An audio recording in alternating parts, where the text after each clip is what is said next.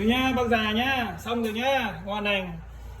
Về phải dọn lại hết cho đồng hồ ông Toàn mua cái đồng hồ tào lao ở đâu đâu, ốc yếc đằng sau là phải làm lại hết, được chưa?